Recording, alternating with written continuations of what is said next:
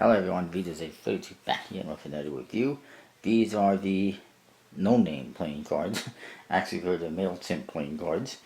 Mailchimp, if you're not aware, is a business email service. And they sometime last year created a deck of cards, pretty much the same as this one. And I think 311 actually played a part in designing it, but it was not publicly released. It was just given to customers, I guess, and to some employees. And well, a lot of collectors have been trying to get their hands on it, but now, for me personally, I don't even care because 311 has pretty much released the exact same thing. Some minor differences. The pulled strip is different. This one had a gold colored pulled strip for some reason. The seal is apparently a bit different. Apparently even the foil tuck case material is a little bit different. But outside of that, everything else is pretty much identical. So if you want to spend 275 bucks or 200 bucks on eBay buying this, by all means go ahead. But for me personally, I think 10 bucks is enough. Anyways, there's a red deck, there's a black deck. They both have foil. This has red foil on basically a very dark blue color, and this is black foil on black, as you can probably tell. And look at this a little bit closer. Just beautifully detailed. Lots of little detail. There's a little chimp in the center and with a crown on his head. And there's also a little, I don't know if you can tell on this one, but there's little cherub chimps in the corners, or angel chimps. Kind of funny. On the sides you get some details in foil. Exact same on the other side. More of the same on top. And then more, well actually on the bottom it says produced and distributed by Mailchimp, made in the USA. And then the back is exactly the same as the front. Not the back design is close, but it's not. The seal is very interesting. It is a gold seal, stamp-like, and it's actually got a chip on there which is basically embossed. I've never seen that before in a seal, an embossed seal, so that's pretty interesting. Apparently the one on the original deck is a little bit different. On the flap you got more foil details, images, and more here as well, little flowers looks like. And you can see, if I compare these two, that there is a difference in the color of the tucks. One is a dark blue and the other one's black. Pretty cool, nonetheless. Inside you get an ad card, which is a little bit unexpected. It is for some card game where apparently you make up all the rules. And it says at the very bottom, making up your own rules may exist in other games. It's called Yanov, and you can find out more about that at yanov.co. And there's more information on the back.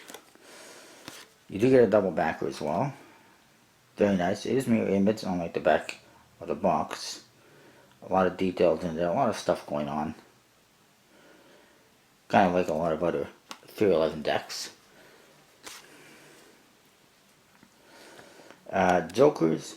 You get this one. It says Joker in black in the two corners. It's a little monkey guy marching around. And he does have some gold metallic inks on him, as you can see. The other one is identical, except it says Joker in red, and the colors have been changed around a little bit, but still metallic inks. You can see a little side by side there.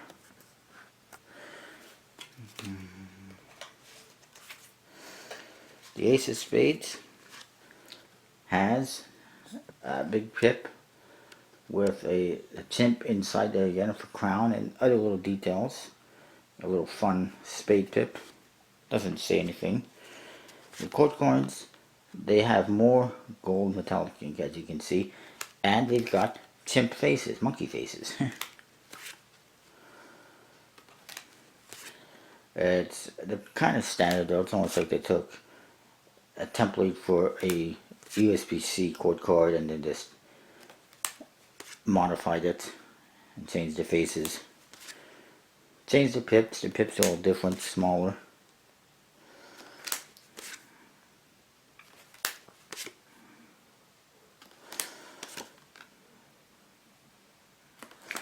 Add in your number cards, custom pips.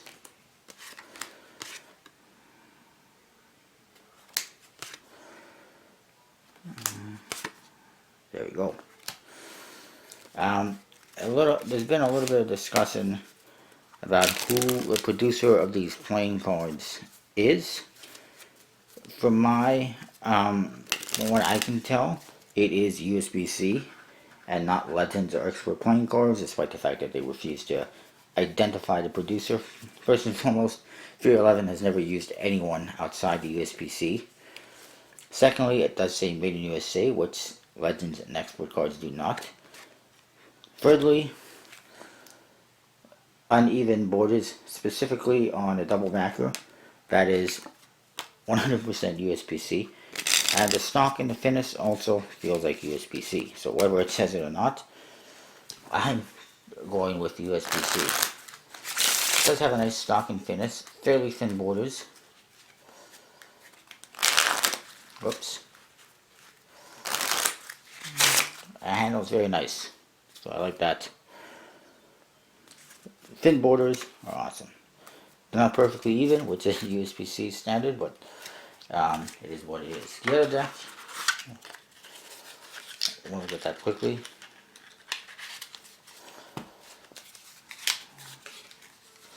You do get the same stuff on the flaps. You know, it's hard to tell. You do get the same Yanef ad card. You do get a double backer. These ones are black and white. I'm very happy that they released that other version, because that's basically the same as the original version that everyone wanted. And, you know, I was expecting they were just going to release this. Well, I'm glad they didn't. This one, the jokers are different. You get little chips, juggling balls. Still have metallic ink. Still says Joker in black in the two corners. And this one's still a slight different color variation with Joker in red in the two corners. So, again, more or less the same. But they are different from the other deck, which is nice. The Jokers in the red deck are actually the ones in the original deck. You do get the same Ace of Spades.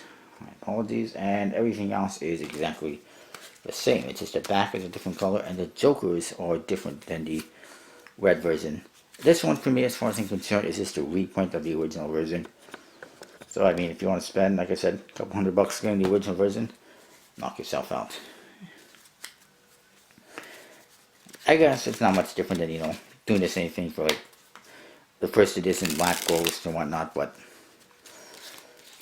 I don't know.